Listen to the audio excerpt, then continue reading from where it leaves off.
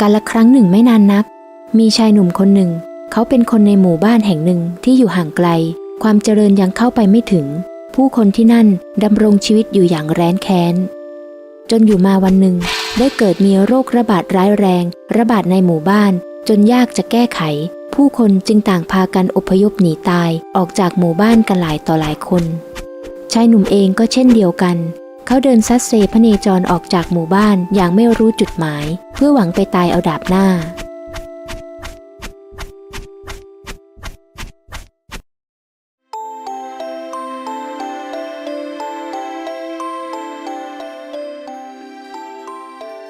ไอ้หนุ่มตีนเปล่า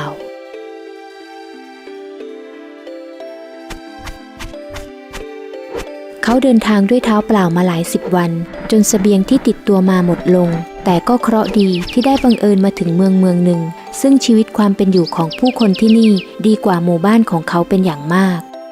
มินึกเลยว่าจะมีเมืองที่วิเศษแบบนี้อยู่บนโลกนี้ได้อย่างกับแดนวิมานอย่างไรอย่างนั้นผู้คนที่นี่แต่ละคนล้วนแต่งตัวดีดูสะอาดสะอ้านและดูมีความสุขดีจังต่างกับหมู่บ้านของเราอย่างกับฟ้ากับเหวทันใดนั้นเขาก็ได้กลิ่นอาหารหอมฉุยโชยมาแต่ไกลด้วยความหิวโซที่ไม่ได้กินอะไรมาหลายวันแล้วเขาจึงรีบเดินตามกลิ่นอาหารนั่นไปทันทีจนไปเจอกับร้านอาหารร้านหนึ่งว่าอย่างไรเข้ามาร้านของข้าจะสั่งอาหารหรือเปล่าดูจากสารรูปท่าทางจะไม่มีปัญญาจ่ายแง่ท่านลุงข้าไม่มีเงินจ่ายท่านหรอกแต่ข้าหิวมิได้กินอะไรมาหลายวันแล้วข้าขอทำงานแลกข้าวสักชามจะได้ไหมนั่นไงว่าแล้วเชียวเอาละพอดีถ้วยชามที่หลังร้านยังไม่มีใครล้างเลยเจ้าไปล้างให้หมดแล้วค่อยออกมากินข้าวกันแล้วกันขอบคุณมากครับท่านลุงท่านเป็นคนที่มีน้ำใจเหลือหลายชายหนุ่มเข้าไปล้างถ้วยชามที่หลังร้านอย่างขมักเขม้นพอดีวันนั้นร้านอาหารมีลูกค้ามาใช้บริการอย่างหนาแน่นจนเจ้าของร้านทำแทบไม่ทันโอ้ยทำไมวันนี้ลูกค้าเยอะจังทำจนมือแทบพันกันอยู่แล้วชายหนุ่มเห็นดังนั้นจึงได้เสนอตัวเข้าไปช่วยท่านลุงเดี๋ยวข้าจะช่วยยกอาหารช่วยเก็บจานกับต้อนรับลูกค้าให้เองนะครับดีแต่เจ้ายังไม่ได้กินข้าวเลยไม่ใช่หรือมิเป็นไรข้ายังมีหิวหรอกครับชายหนุ่มช่วยงานร้านจนลูกค้าเริ่มซาจึงได้มีโอกาสมานั่งกินข้าวเจ้าของร้านได้เอ่ยถามชายหนุ่มว่าเจ้าทำงานได้เรียบร้อยดีแสดงว่าเป็นคนละเอียดว่าแต่ยังหนุ่มยังแน่นมือเท้าครบเหตุใดจึงต้องมาขอข้าวคนอื่นกินเช่นนี้ข้าเป็นคนต่างเมืองซัดเซพเนจรหนีภัยพิบัติจนมาถึงที่นี่จึงไม่มีสมบัติอันใดติดตัวเลยอ๋อเข้าใจแล้วแสดงว่าก็มิมีที่ไปเช่นนั้นเจ้าอยากมาทำงานที่ร้านของข้าเลยไหมล่ะดีสิครับท่านลุงด้วยความที่ชายหนุ่มเป็นคนทำงานเก่งและพูดจาอ่อนน้อมเจ้าของร้านจึงตัดสินใจที่จะจ้างชายหนุ่มให้มาทำงานด้วยโดยไม่ยากเย็นแต่ข้าก็มิได้มีค่าจ้างให้มากมายนะให้กับข้าว3 มื้อกับที่พักหลับนอนกับค่าแรงวันละ1 ตำลึงแค่นั้นนับว่าท่านลุงเมตตาข้ามากแล้วตั้งแต่นั้นมาชายหนุ่มก็ได้ทำงานเป็นลูกจ้างของร้านอาหารแห่งนั้นและได้อาศัยหลับนอนในโรงเก็บฟืนที่บ้านของเจ้าของร้านผ่านไปหลายวันหนึ่งเขาก็ได้สังเกตเห็นว่าผู้คนในเมืองนี้ต่างมีสิ่งที่สวมใส่เท้ากันทุกคนเขาจึงได้ถามเจ้าของร้านอาหารด้วยความสงสัยว่าท่านลุงคนเมืองนี้เขาสวมอะไรใส่เท้ากันอย่างนั้นหรืออ๋อเขาเรียกว่ารองเท้านะสิสวมแล้วเท้าจะได้มิสกปรกและเวลาเดินไปไหนมาไหนจะได้มิโดนน้ำทิ่มตำอย่างไรล่ะเจ้าเองก็น่าจะมีเป็นของตัวเองสักคู่นะดีจังเลยข้าอยากมีรองเท้าเป็นของตัวเองบ้างแล้วล่ะว่าแต่ราคามันแพงหรือเปล่าท่านลุงถ้าถูกหน่อยสัก10 ตำลึงก็ซื้อได้แล้วดีจังเลยเช่นนั้นข้าทำงานแค่10 วันก็ซื้อได้แล้วน่ะสิตั้งแต่วันนั้นชายหนุ่มจึงตั้งหน้าตั้งตาเก็บเงินที่ได้จากการทำงานเพื่อจะเอาไปซื้อรองเท้ามาใส่เหมือนกับคนอื่นๆจนในที่สุดก็จะได้เงินครบในวันนี้ดูเจ้าท่าทางเบิกบานเป็นพิเศษเลยนะมีอะไรดีๆอย่างนั้นหรือใช่ครับเพราะว่าพรุ่งนี้ข้าจะได้มีรองเท้าใส่เหมือนกับคนอื่นๆแล้วนะสิครับข้ารู้สึกตื่นเต้นจังเลยอ๋อได้ค่าแรงวันนี้เจ้าก็จะเก็บได้ครบ10 ตำลึงแล้วสินะเจ้าเป็นคนเก็บเงินอยู่นั่นเนี่ยวันนี้ขณะทำงานอยู่นั้นชายหนุ่มก็ได้สังเกตเห็นว่าลูกค้าหลายคนนิยมก้มหน้าก้มตาดูอะไรบางอย่างบนกระดาษเวลาที่นั่งรอหรือทานอาหารอยู่เสมอเขาจึงเอ่ยถามเจ้าของร้านอาหารด้วยความสงสัยว่าท่านลุงนั่นพวกลูกค้าเขาก้มหน้าก้มตาดูอะไรบนกระดาษอย่างนั้นหรือข้าสังเกตเห็นหลายคนแล้วที่ทำอย่างนี้อ๋อนั่นเขาเรียกว่าอ่านหนังสือน่ะ ส่วนกระดาษที่เป็นปึกนั่นเขาเรียกหนังสือข้างในจะมีตัวหนังสือเขียนเป็นเรื่องราวต่างๆเหมือนกับที่เราฟังจากคนพูดนั่นแหละแต่เป็นการรับรู้ผ่านการดูบนกระดาษแทนแค่กระดาษก็มีเรื่องราวออกมาได้เหมือนกับได้ฟังเลยอย่างนั้นหรือช่างน่าอัศจรรย์จริงแท้ข้าอยากจะอ่านหนังสือบ้างจังโอ้ยอ่านหนังสือมิใช่เรื่องง่ายนะมิใช่ใครๆก็จะอ่านได้มันต้องได้เรียนขนาดคนฉลาดอย่างข้ายังอ่านออกแค่ไม่กี่ตัวเองท่านลุงท่านก็อ่านหนังสือออกด้วยอย่างนั้นหรือเช่นนั้นท่านช่วยสอนข้าบ้างสิครับเมื่อเป็นเช่นนั้นหลังปิดร้านชายหนุ่มจึงได้ขยันขยอขอให้ลุงเจ้าของร้านช่วยสอนหนังสือให้กับเขาบ้างท่านช่วยสอนหนังสือให้ข้าด้วยเถิดนะข้าอยากอ่านเขียนเป็นกับเขาบ้างมันไม่ใช่เรื่องที่จะเป็นกันง่ายๆนะขนาดข้าเคยเรียนมาสมัยยังเด็กยังรู้เพียงแค่ 2-3 คำแค่นั้นเองเอาข้าจะสอนเท่าที่รู้ก็แล้วกันนะเจ้าของร้านอาหารจึงใช้ไม้เขียนตัวหนังสือลงบนพื้นให้ชายหนุ่มดู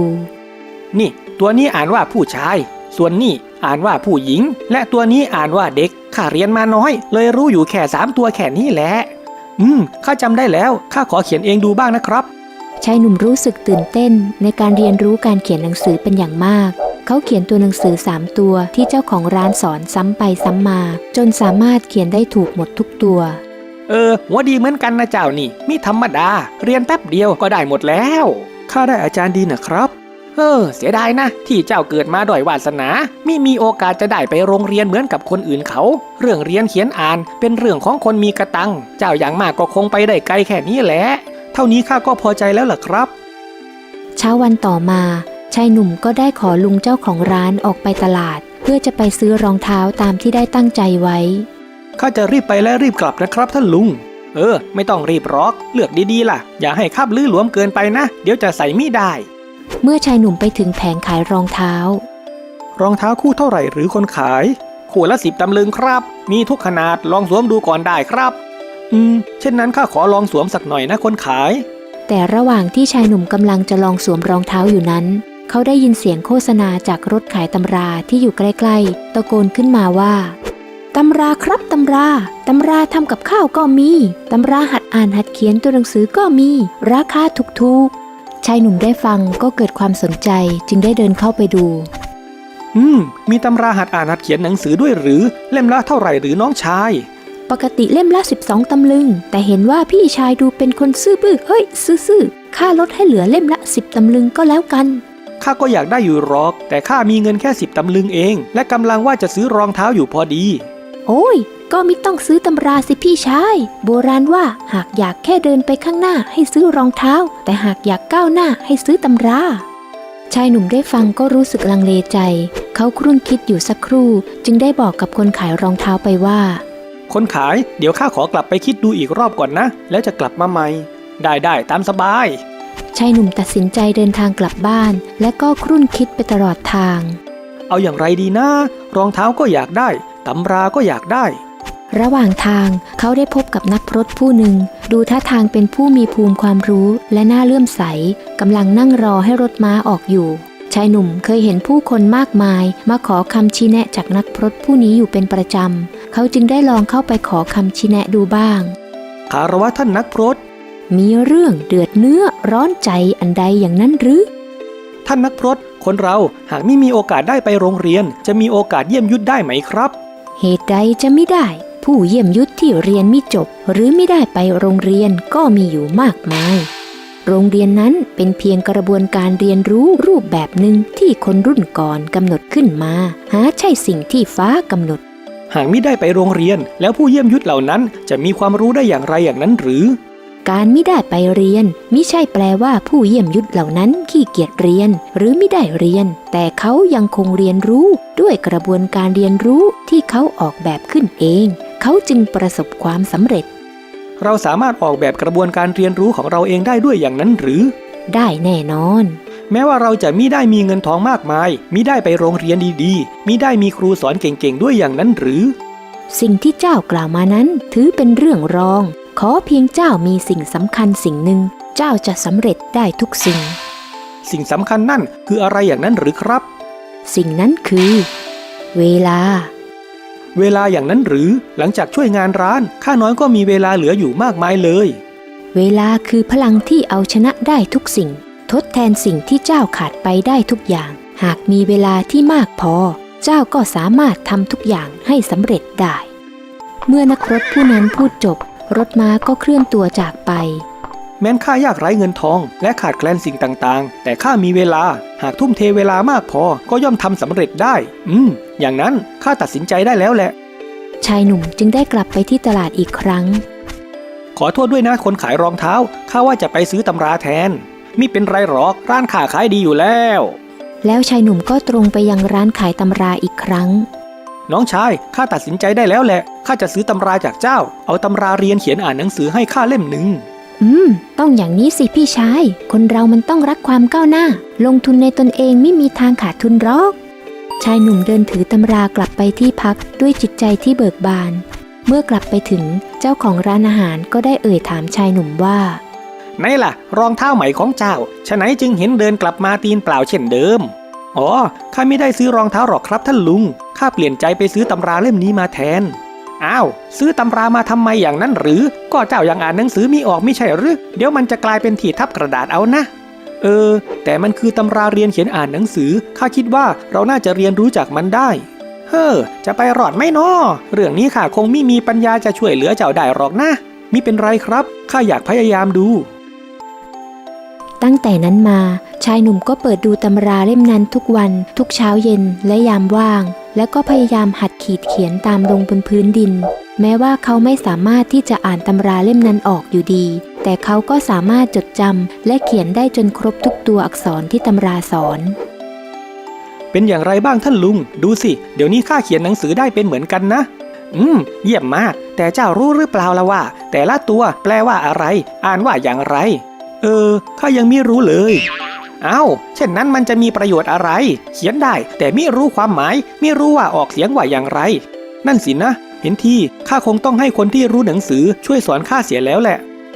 ตั้งแต่นั้นมาเมื่อเจอใครที่น่าจะอ่านหนังสือออกชายหนุ่มก็จะต้องเอาตำราเล่มนั้นไปถามความหมายและคำอ่านของตัวอักษรแต่ละตัวอยู่เสมอคนละตัว2ตัวตามแต่เวลาจะอำนวยจนในที่สุดเขาก็สามารถอ่านหนังสือเล่มนั้นออกสำเร็จจนได้ท่านลุงข้าอ่านตำราเล่มนี้ออกจนหมดเล่มได้แล้วแหละครับจริงหรือมิธรรมดาเลยนะเจ้าเนี่ยขนาดข้าเคยเรียนมาตอนสมัยยังเด็กจนป่านนี้ยังอ่านไม่ออกเลยไหนลองอ่านให้ข้าฟังดูหน่อยสิว่าโม้หรือเปล่าชายหนุ่มได้อ่านตำราเล่มนั้นให้เจ้าของร้านอาหารฟังก็เป็นดั่งที่ว่าไว้เขาสามารถอ่านได้อย่างคล่องแคล่วและถูกต้องเอาละข้าเชื่อเจ้าแล้วเกือบลืมไปนี่เงินค่าจ้างของเจ้าวันนี้ว่าแต่เจ้าเก็บเงินได้เท่าไรแล้วล่ะฉะไหนยังเห็นเดินตีนเปล่าอยู่เลยมิเห็นมีรองเท้าใส่กับเขาเสียทีก็ได้หลายตำลึงแล้วแหละครับแต่พอดีข้าเอาแต่หัดอ่านหัดเขียนหนังสือจนลืมเรื่องรองเท้าไปเสียสนิทเลยแต่ว่าพรุ่งนี้ข้าว่าจะออกไปตลาดไปซื้อรองเท้ามาใส่เสียทีแล้วแหละแปลกคนนะเจ้าเนี่ยชอบหาอะไรใส่หัวแต่ไม่หาอะไรใส่เท้าฮ่าเช้าวันต่อมาชายหนุ่มก็เดินทางไปตลาดเพื่อหวังจะไปซื้อรองเท้ามาใส่ตามที่ตั้งใจไว้แต่ทีแรกเมื่อไปถึงร้านขายรองเท้าวันนี้จะมาซื้อรองเท้าแล้วอย่างนั้นหรือครับขณะนั้นร้านขายตำราเจ้าเก่าก็มาพอดีพร้อมทั้งได้ตะโกนขายสินค้าของเขาเหมือนเช่นเคยของวิเศษของดีสำหรับคนอ่านหนังสือออกมาแล้วครับชายหนุ่มเมื่อได้ยินก็เกิดความสนใจข้าขอคิดดูอีกรอบก่อนนะคนขายว่าแล้วเขาก็เดินไปยังร้านขายหนังสือทันทีมีเรื่องอะไรให้อ่านบ้างล่ะคนขายตำราพิชัยยุทธก็มีตำรากลยุทธการค้าก็มีตำราสร้างบ้านแปลงเมืองก็มีสนใจเล่มไหนล่ะพี่ชายมินึกเลยว่าเรื่องลึกล้ำแบบนี้จะมีตำราสอนด้วยมีแต่เรื่องน่าเรียนรู้ทั้งนั้นเลยเล่มละเท่าไหร่หรือคนขายตำราพวกนี้เล่มใหญ่เล่มละ20 ตำลึงครับราคาสูงมิใช่เล่นเลยความรู้คือการลงทุนนะพี่ชายลงทุนอย่างอื่นอาจมีขาดทุนแต่ลงทุนกับความรู้ไม่เคยขาดทุนหรอกพี่ชายก็ถูกของเจ้าข้าก็อยากจะเรียนรู้ให้ได้มากๆอยู่เหมือนกันแต่ไม่รู้ว่าจะไปไหวหรือเปล่าข้าก็แค่คนงานร้านอาหารแค่นั้นเองข้าขอกลับไปตัดสินใจดูอีกรอบก่อนก็แล้วกันนะชายหนุ่มจึงได้เดินกลับไปอีกครั้งระหว่างทางเขาก็ได้พบกับนักพรตคนเดิมกำลังนั่งรอรถม้าออกเหมือนเช่นเคยโชคดีจังเลยเจอท่านนักพรตอีกครั้งแล้วเราไปขอคำชี้แนะจากท่านอีกครั้งดีกว่าเมื่อคิดได้ดังนั้นเขาจึงได้เดินเข้าไปหานักพรตผู้นั้นโดยทันทีท่านนักพรต ขอบคุณที่ท่านได้ช่วยชี้แนะข้าน้อยในวันนั้นทำให้บัดนี้ข้าน้อยอ่านเขียนหนังสือออกได้แล้ว เช่นนั้นก็ดีแล้ว ยังมีเรื่องอันใดที่ยังคับข้องใจอีกอย่างนั้นหรือข้าน้อยตั้งใจอยากเรียนรู้ไปให้ไกลกว่านี้แต่หนทางข้างหน้าสูงชันนักข้าน้อยมิรู้ว่าจะมีกำลังเพียงพอที่จะไปได้ถึงหรือไม่เมื่อนักพรตผู้นั้นได้ฟังก็ได้เอ่ยถามขึ้นมาว่าเช่นนั้นเจ้าตั้งใจจะเรียนรู้ไปเพื่อเหตุอันใดอย่างนั้นหรือข้าน้อยยังมิรู้เลยครับที่เจ้ามิรู้ว่าจะไปถึงได้หรือไม่นั้นเป็นเพราะเจ้ายังไม่มีเป้าหมายที่ชัดเจนนั่นเองหากขาดซึ่งเป้าหมายจุดหมายจะกว้างใหญ่เหลือขนายากที่จะรู้ว่าจะไปถึงได้อย่างไรแต่หากมีเป้าหมายจุดหมายจะแคบลงและเจ้าจะเห็นได้ชัดเจนว่าต้องทำอย่างไรจึงจะไปถึงเป้าหมายนั้นได้เมื่อนักรบผู้นั้นพูดจบรถม้าก็เคลื่อนตัวจากไปใช่จริงๆด้วยทีแรกข้าตั้งเป้าหมายว่าให้พออ่านออกเขียนได้ข้าก็รู้ว่าจะต้องฝึกฝนอย่างไรทุ่มเทแค่ไหนแต่วันนี้พอมิมีเป้าหมายจึงมิสามารถประเมินกำลังได้เช่นนั้นจะตั้งเป้าหมายว่าอย่างไรดีนะเอาแค่เล็กๆก่อนก็แล้วกันข้าขอเรียนรู้เพื่อให้มีความรู้ไว้ช่วยเหลือกิจการท่านลุงและเผื่อใช้ในกิจการของตนเองในอนาคตข้าว่าข้าน่าจะมีกำลังเพียงพอที่จะทำได้สำเร็จแล้วแหละเมื่อคิดได้ดังนั้นชายหนุ่มจึงได้เดินกลับไปยังร้านขายตำราอีกครั้งว่าอย่างไรหนุ่มตีนเปล่าตัดสินใจได้แล้วหรือข้าขอซื้อตำรากลยุทธ์การค้า1 เล่มก็แล้วกันเยี่ยมไปเลยข้านึกอยู่แล้วว่าเจ้าต้องเป็นคนใช้ได้นับจากวันนั้นเมื่อชายหนุ่มเก็บเงินได้คราวใดเขาก็จะเอาไปซื้อตำราเล่มใหม่มาอ่านเสมอๆจนหลายเดือนผ่านไปว่าอย่างไรหนุ่มตีนเปล่าวันนี้จะเอาตำราอะไรไปอ่านอีกดีล่ะข้าอ่านตำราพิชัยยุทธภาคพื้นฐานจบแล้วเจ้ามีภาคประยุกต์บ้างหรือเปล่ามีสิโอ้โหเล่มแรกตั้งปึกเบิ่มเจ้าเป็นคนอ่านหนังสือไวเหมือนกันนะเนี่ยมิใช่ธรรมดา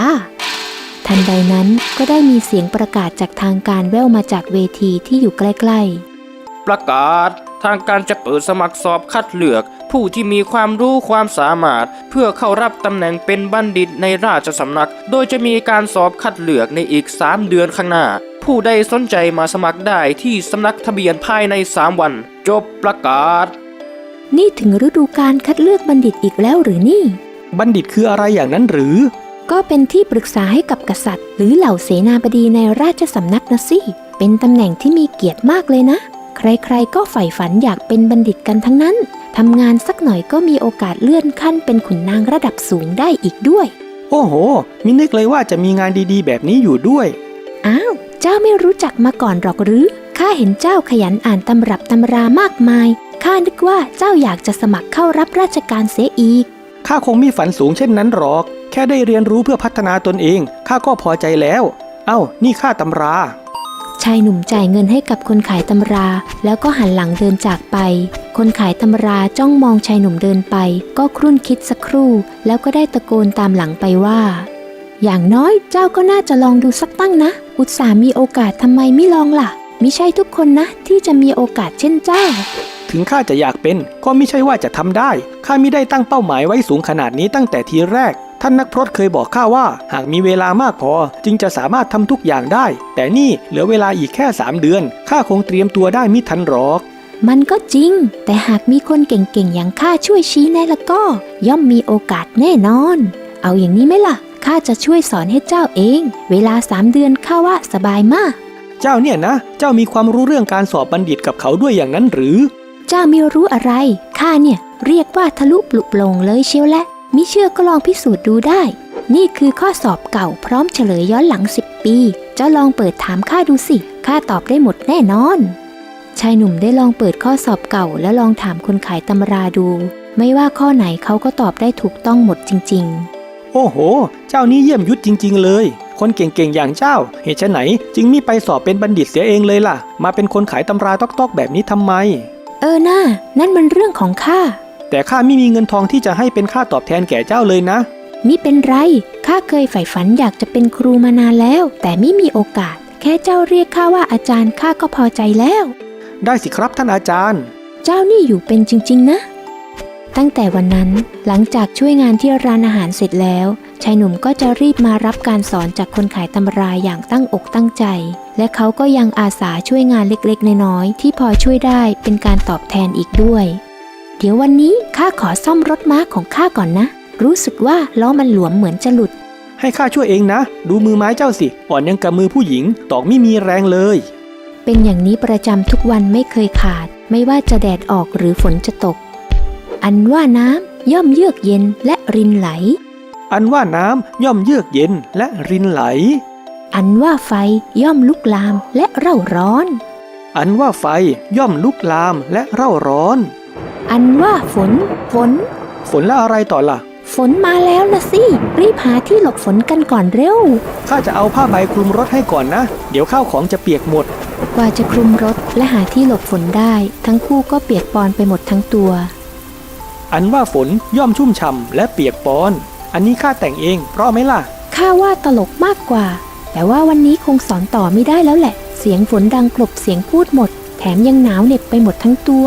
มิเป็นไรข้าว่าข้าเรียนกับเจ้าจนความรู้แน่นมากพอแล้วแหละพรุ่งนี้ก็เป็นวันสอบแล้วข้ารู้สึกมั่นใจมากเลยเช่นนั้นวันนี้ก็ถือว่าเป็นวันผ่อนคลายก็แล้วกันนะพรุ่งนี้สมองจะได้มีพลังเต็มที่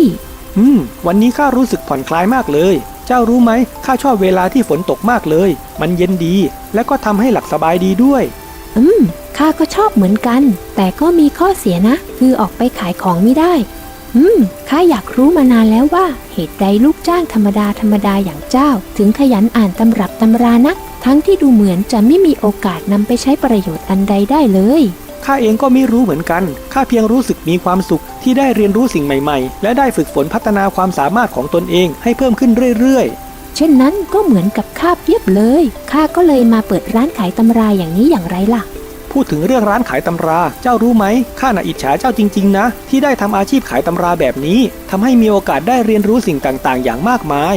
ข้าไม่มีอะไรให้อิจฉาหรอกข้าต่างหากต้องอิจฉาเจ้าที่อยากทำอะไรก็ได้ทำขอแค่มีความภาคเพียรอยากเป็นอะไรก็เป็นได้แล้วเจ้าไม่เหมือนข้าหรอกหรือมิเหมือนหรอกจริงๆข้าก็อยากสอบเข้าเป็นบัณฑิตเหมือนอย่างเจ้าเหมือนกันแต่ก็ทำไม่ได้เพราะว่าขณะนั้นก็ได้มีเสียงฟ้าผ่าดังขึ้นมาและฝนก็ได้หยุดตกลงพอดีเพราะว่าอะไรหรือฝนหยุดตกแล้วข้าว่าเจ้ารีบกลับไปนอนให้เต็มอิ่มเถิดพรุ่งนี้จะได้มีสมองปลอดโปร่งเช่นนั้นก็ขอบคุณเจ้ามากการสอบพรุ่งนี้ข้าสัญญาว่าจะมิทำให้เจ้าต้องเสียความตั้งใจอย่างแน่นอนเมื่อชายหนุ่มเดินจนลับไปคนขายตำราก็ได้ถอดหมวกที่เธอสวมใส่ออกเผยให้เห็นว่าแท้จริงแล้วคนขายตำราผู้นี้เธอคือผู้หญิงนั่นเองเธอได้พูดในสิ่งที่พูดค้างไว้ต่อไปว่าเพราะว่าข้าเป็นผู้หญิงนะสิผู้หญิงอยากเรียนให้สูงก็ไม่ได้อยากเป็นขุนนางก็ไม่ได้ขนาดเปิดร้านขายตำราคนก็ไม่ค่อยอยากจะซื้อด้วยข้าจะรู้ได้อย่างไรว่าตำราที่เจ้าขายเนื้อหามันตรงปกจริงหรือเปล่าถามนางคงไม่รู้หรอกปกติผู้หญิงเขามีอ่านตำรากันไม่เหมือนผู้ชายอย่างนั้นไปซื้อร้านที่คนขายเป็นผู้ชายกันดีกว่าชัวร์ดีใช่ในยุคสมัยก่อนนั้นผู้หญิงมักไม่ได้มีการศึกษาและอ่านหนังสือกันไม่ค่อยออกเพราะต่อให้ร่ำเรียนไปก็ไม่มีความเจริญก้าวหน้าในหน้าที่การงานเพราะไม่สามารถไปสอบรับราชการได้นั่นเองรุ่งเช้าวันต่อมาซึ่งเป็นวันสอบคัดเลือกบัณฑิตสถานที่สอบอยู่ที่สำนักพระราชวังซึ่งอยู่ห่างไกลออกไปชายหนุ่มตื่นไปขึ้นรถม้าตั้งแต่ฟ้ายังไม่ทันสางเพื่อจะได้ไปให้ทันเวลาแต่ระหว่างทางขณะที่รถม้าวิ่งไปอยู่นั้นด้วยที่เมื่อวานฝนตกหนักทำให้ถนนเละและลื่นม้าที่ลากรถเกิดลื่นถลายและหกล้มกระทันหันทำให้ม้าบาดเจ็บและรถเกิดพลิกคว่ำเสียหายอย่างหนักข้าต้องขอโทษพวกท่านด้วยข้าคงไปส่งพวกท่านต่อไม่ได้แล้วพวกเราคงต้องเดินเท้ากลับที่เดิมกันเสียแล้วแหละแต่วันนี้ข้ามีสอบตอนสายข้าจำเป็นต้องไปให้ถึงที่หมายให้ได้จากนี้ไปถึงสำนักพระราชวังเหลืออีกไกลหรือเปล่าคนขับก็น่าจะเหลือเกินครึ่งทางเลยนะหากเจ้าเดินเท้าไปก็ไม่รู้ว่าจะไปถึงทันหรือเปล่านะคงต้องเร่งฝีเท้าหน่อยแล้วแหละเช่นนั้นข้าขอตัวเลยก็แล้วกันพูดจบชายหนุ่มก็รีบก้าวเท้าเดินออกไปอย่างรีบเร่งเพื่อจะได้ไปสอบให้ทันเวลาส่วนคนอื่นๆก็ต่างพากันเดินกลับไปที่เดิมบังเอิญคนเหล่านั้นได้เดินผ่านบ้านของหญิงสาวคนขายตำราเมื่อเธอเห็นคนขับรถม้าเธอจึงได้เข้าไปถามด้วยความสงสัยว่าคนขับรถม้าวันนี้ท่านไม่ได้ไปส่งคนหรอกหรือก็ออกไปส่งอยู่หรอกแต่เกิดอุบัติเหตุเลยไปต่อไม่ได้ แล้วมีชายคนหนึ่งที่เขาจะไปสอบนั่งรถไปกับท่านด้วยหรือเปล่า อ๋อชายคนนั้นน่ะหรือเขารีบเดินเท้าต่อไปเองแล้วแหละไม่รู้ว่าจะไปทันสอบหรือเปล่านะหนทางมันไกลโขอยู่ เมื่อหญิงสาวได้ยินดังนั้นเธอก็กระวนกระวายใจเป็นอย่างมากเธอจึงรีบขึ้นขี่ม้าของเธอแล้วควบออกไปทันทีเธอควบม้าไปอย่างรวดเร็วจนไปถึงชายหนุ่มที่กำลังเดินอย่างเร่งรีบอยู่ข้างทางเธอได้ตะโกนออกไปว่าหนุ่มตีนเปล่าเจ้ารีบขึ้นม้ามาเร็วเดี๋ยวข้าจะไปส่งเจ้าเองดีเลยว่าแต่เจ้าเป็นผู้ใดหรือแม่นางเอาไว้ถามทีหลังเถิดตอนนี้ต้องรีบไปให้ทันสอบก่อนได้เมื่อชายหนุ่มขึ้นบนหลังม้าเรียบร้อยแล้วหญิงสาวก็รีบควบม้าออกไปอย่างรวดเร็วจนในที่สุดก็ไปถึงสถานที่สอบได้ทันเวลาพอดีเอาละถึงเวลาปิดห้องสอบแล้วใครที่มาหลังจากนี้ถือว่าเดี๋ยวก่อนคนคุมสอบโปรดรอข้าอีกสักคนเถิดเอาเกือบไปแล้วไม่ล่ะเจ้านี่มัวทำอะไรอยู่ชักช้าเสียจริงๆเลยอ้าวรีบเข้าห้องสอบซะแต่เมื่อชายหนุ่มจะเดินเข้าไปในห้องสอบก็ปรากฏว่าเฮ้ยเดี๋ยวรองเท้าของเจ้าไปไหนเข้าห้องสอบต้องแต่งกายสุภาพต้องสวมรองเท้าหุ้มส้นถึงจะเข้าห้องสอบได้ไปสวมรองเท้ามาใหม่ให้เรียบร้อยเสียก่อนแต่ข้าไม่มีรองเท้าเลยครับข้าไปไหนมาไหนด้วยเท้าเปล่าเสมอเช่นนั้นก็เข้าสอบไม่ได้กลับไปเสียเดี๋ยวก่อนท่านคนคุมสอบรองเท้ามาแล้วเอารองเท้าของข้าไปใส่ก่อนได้ใช่ไหมรีบหน่อยก็แล้วกันเอาละหนุ่มตีนเปล่ายกเท้าของเจ้าขึ้นเร็วข้าจะช่วยสวมรองเท้าให้หญิงสาวเธอถอดรองเท้าของเธอออกแล้วสวมลงบนเท้าของชายหนุ่มอย่างทนุถนอมและไม่มีทีท่ารังเกียจเลยแม้แต่น้อยแม่นางมิเคยมีใครจับเท้าข้าอย่างอ่อนโยนเช่นนี้มาก่อนเลยขอโทษด้วยนะที่เท้าของข้าสกปรกเพราะต้องเดินไปไหนมาไหนอยู่ตลอดเลยมิเป็นไรเอาละเสร็จแล้วมินึกเลยว่าจะสวมได้พอดีเลยขอบใจเจ้ามากนะเจ้ามีบุญคุณกับข้าอย่างมากในวันนี้ไว้สอบเสร็จแล้วข้าจะรีบเอามาคืนเจ้าทันทีเลยนะเจ้าไปสอบเถิดนะมิต้องกังวลแล้วก็มิต้องรีบนะทำข้อสอบให้รอบคอบในที่สุดชายหนุ่มก็ได้เข้าห้องสอบอย่างที่หมายการสอบใช้เวลาจนถึงเย็นเมื่อสอบเสร็จชายหนุ่มออกมาจากห้องสอบก็มองหาหญิงสาวจนทั่วแต่ก็ไม่พบนางเสียแล้วสอบจนถึงเย็นแบบนี้นางคงรอไม่ไหวคงกลับไปแล้วข้าจะเอารองเท้าไปคืนนางได้อย่างไรนางเป็นใครยังมิรู้เลยมิรู้ว่าจะตอบแทนบุญคุณของนางได้อย่างไรเช้าวันต่อมาชายหนุ่มก็ได้เดินทางมาที่ตลาดเพื่อตั้งใจจะมาเล่าเรื่องการสอบและเรื่องที่เขาประสบพบเจอมาเมื่อวานให้กับคนขายตำราฟังแต่ปรากฏว่าวันนี้ไม่เห็นคนขายตำรามาขายของเหมือนเช่นเคยเขาจึงเข้าไปถามคนขายรองเท้าร้านที่อยู่ใกล้ๆนั้นว่าคนขายรองเท้าวันนี้ร้านขายตำรามิมาขายหรืออ๋อเห็นว่ามิสบายนะรู้สึกจะเกิดอุบัติเหตุอะไรสักอย่างนี่แหละเลยมิได้มาชายหนุ่มได้ฟังก็เกิดความเป็นห่วงขึ้นมาทันที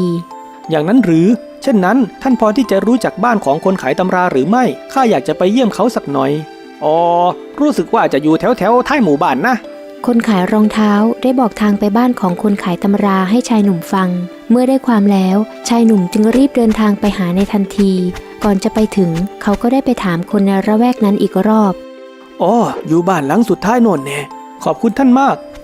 เมื่อชายหนุ่มเดินเข้าไปใกล้บ้านของคนขายตำราเขาก็สังเกตเห็นหญิงสาวคนที่ช่วยเหลือเขาเมื่อวานกำลังนั่งอยู่ที่หน้าบ้านชายหนุ่มจึงรีบเดินเข้าไปหาทันทีด้วยความดีใจ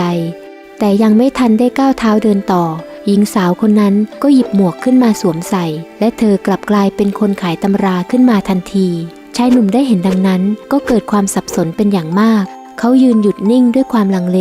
ในที่สุดเขาก็ตัดสินใจเดินเข้าไปหาอ้าวหนุ่มตีนเปล่าทำไมเจ้ามาอยู่แถวนี้ได้ล่ะข้ากำลังจะออกไปขายของอยู่พอดีวันนี้ข้าไปสายหน่อยเพราะวันก่อนข้าบังเอิญไปเดินเหยียบเศษแก้วเท้าเจ็บก็เลยทำอะไรช้าไปหมดแม่นางที่แท้เจ้าก็คือคนขายตำราอย่างนั้นหรือเมื่อหญิงสาวได้ยินดังนั้นก็ตกใจเป็นอันมากเธอได้พูดตอบชายหนุ่มด้วยน้ำเสียงที่แผ่วเบาว่าเจ้ารู้แล้วอย่างนั้นหรือข้าเพิ่งรู้เมื่อตะกี้นี่เองแหละแล้วเจ้าโกรธข้าหรือไม่ที่ทำแบบนี้ข้าจะโกรธเจ้าได้อย่างไรเจ้าดีกับข้ามาตลอดข้าเองต่างหากที่มาละลาบละล้วงเรื่องของเจ้าแต่ว่าเหตุไฉนเจ้าจึงต้องปิดบังคนอื่นว่าเป็นชายเช่นนี้ด้วยมีหลายอย่างที่ผู้หญิงทำไม่ได้ที่เจ้าอาจไม่เข้าใจข้ารู้ว่าเจ้าต้องมีเหตุผลอย่างแน่นอนข้าเองก็เหนื่อยกับการกระทำเช่นนี้แล้วเหมือนกันการที่ต้องฝืนตัวตนของเราเองมันลำบากมากเลยรู้ไหม เช่นนั้นเหตุใดเจ้ามิเลิกทำเสียเลยล่ะหากมีปัญหาอันใดค่อยหาทางแก้ไขบนพื้นฐานความเป็นจริงจะดีกว่านะข้าจะช่วยเหลือเจ้าอีกแรงเอง แต่ข้ายังไม่กล้าไม่รู้ว่าจะตัดสินใจถูกต้องหรือเปล่า เช่นนั้นเอาอย่างนี้ไหมล่ะหากข้าสอบบัณฑิตติดก็ถือว่าฟ้าดินเป็นใจให้เจ้าเลิกปลอมเป็นชายเสียทีและหากข้าได้เป็นบัณฑิตข้าก็คงจะมีกำลังที่จะช่วยเหลือเจ้าได้มากกว่านี้ด้วยอย่างนั้นก็ดีเหมือนกันเช่นนั้นอีก3 วันจะเป็นวันประกาศผลสอบเราไปดูผลสอบด้วยกันไหมล่ะไปสิและแล้วเมื่อวันประกาศผลสอบมาถึงคนเยอะมากเลยนะข้ารู้สึกตื่นเต้นมากเลยข้าก็เหมือนกันเป็นอย่างไรบ้างพี่ชายท่านสอบติดหรือเปล่าข้าสอบมาตั้ง5 ครั้งแล้วยังแห้วเหมือนเดิมเจ้าเพิ่งสอบครั้งแรกสินะทำใจไว้ก่อนก็แล้วกันใช่แต่ละครั้งคนสอบตกมีเป็นร้อยเลยนะชายหนุ่มได้ฟังก็รู้สึกหวั่นใจเหมือนกันแต่เขาก็ยิ้มแล้วพูดกับหญิงสาวว่าแต่ข้ามั่นใจนะว่าจะสอบติดเพราะข้าได้ครูดีข้าขอเข้าไปดูผลสอบก่อนนะเมื่อชายหนุ่มเข้าไปดูผลสอบเขาก็กลับออกมาพร้อมกับชุดบัณฑิตชุดใหม่เอี่ยมอยู่ในมือข้าสอบติดแล้วแหละเขาให้ชุดประจำตำแหน่งพร้อมกับรองเท้าคู่ใหม่แก่ข้าด้วยต่อไปข้าจะได้มีรองเท้าดีๆใส่กับเขาบ้างแล้วหญิงสาวได้ยินดังนั้นเธอถึงกับยิ้มและน้ำตาไหลด้วยความปลาบปลื้มใจข้ายินดีกับเจ้าด้วยนะหนุ่มตีนเปล่าไม่ใช่สิต่อไปต้องเรียกเจ้าว่าท่านบัณฑิตแล้วแหละข้าบอกเจ้าแล้วอย่างไรล่ะว่าเจ้าสอนข้ามาดีต้องมีผิดหวังอย่างแน่นอนโอ้โหเจ้าเพิ่งสอบครั้งแรกก็สอบติดเลยอย่างนั้นหรือเจ้าไปเริ่มเรียนจากไหนมาเนี่ยใช่ข้าอยากรู้ด้วยข้าก็เรียนจากแม่นางคนนี้น่ะสินางเป็นอาจารย์ที่เยี่ยมยุทธที่สุดเลยขนาดคนกากตีนเปล่าๆอย่างเจ้ายังสอบได้เช่นนั้นแม่นางเจ้ารับสอนกวดวิชาบ้างหรือเปล่าข้าอยากเรียนกับเจ้าบ้างข้าด้วย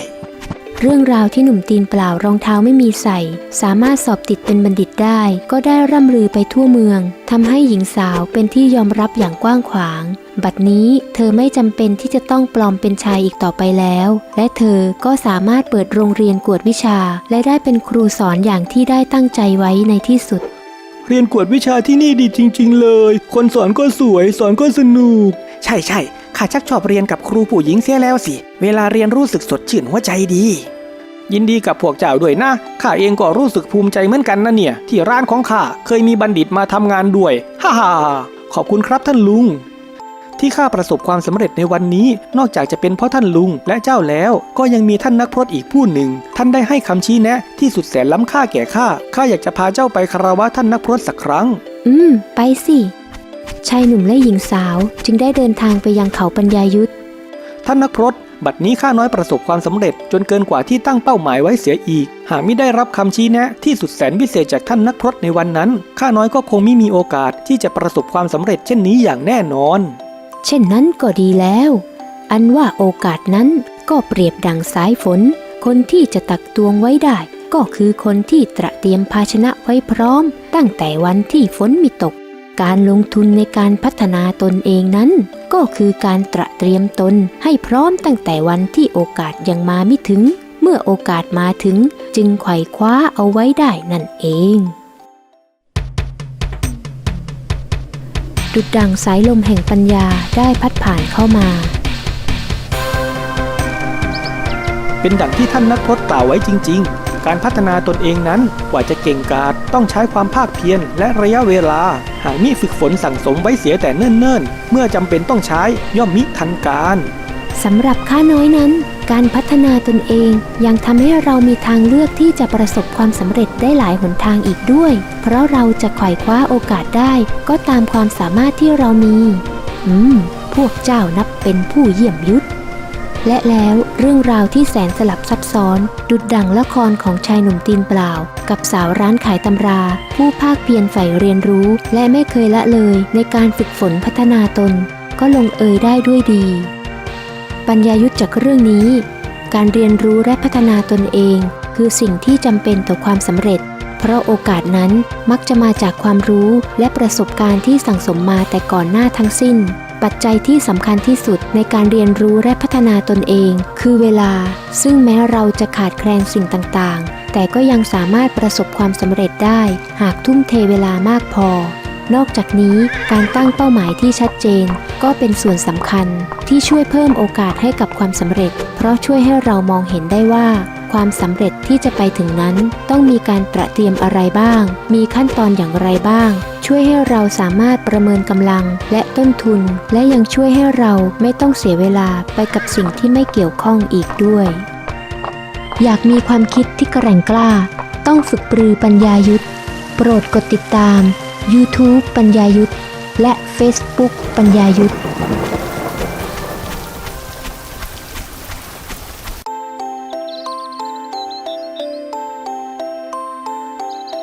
ปัญญายุทธชุดช่วยคนให้ได้หลุดพ้นความทุกข์เข็นปลุกปลอบใจให้ร่มเย็นให้ได้มองเห็นความเป็นจริง